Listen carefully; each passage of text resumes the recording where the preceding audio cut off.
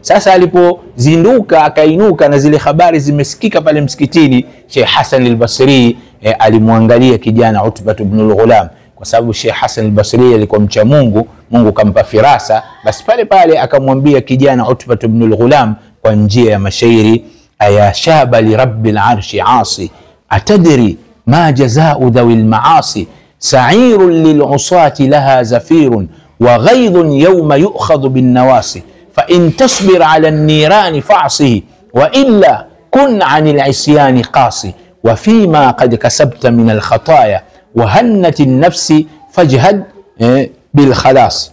Aya shaba li rabbil arshi asi, ewe kijana ambaye unakulia unamuasi Mola wa Arshi, atadri, hivyo unafahamu, ma jazaa'u dhawil maasi, nini malipo yenye kumuasi Mwenyezi Mungu? Akamwambia sa'irun lil usati, moto wa sa'ir kwa wenye kumuasi Mwenyezi Mungu. Mioto hii wanazuoni wengine wamesema iko milango 7, wengine wakasema milango 8.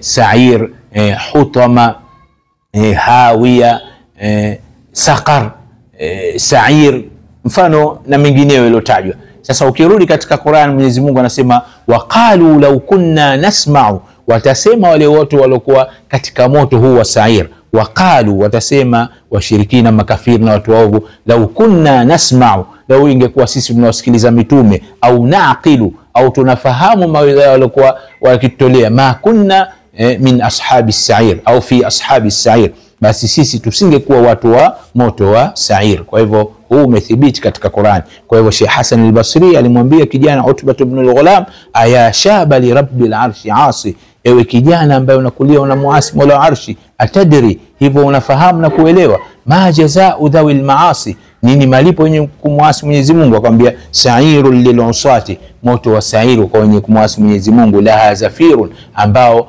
una machechea au majinga yaliokuwa makubwa.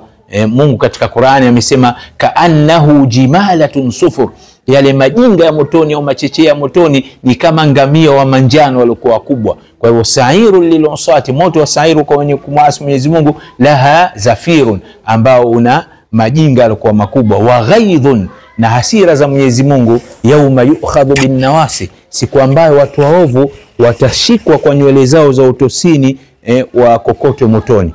Akamwambia fa in tasbir ala nirani fa'si, kama subra yako itakupelekea kusubiri mioto ya Mwenyezi Mungu, basi endelea kuasi. Wa illa, kama huwezi hivyo vinginevyo, kun anil isyani qasi, jitenge mbali na maasi ya Mwenyezi Mungu. Wa fima qad kasabta min al khataya, na katika yale uliyochuma katika madhambi madogo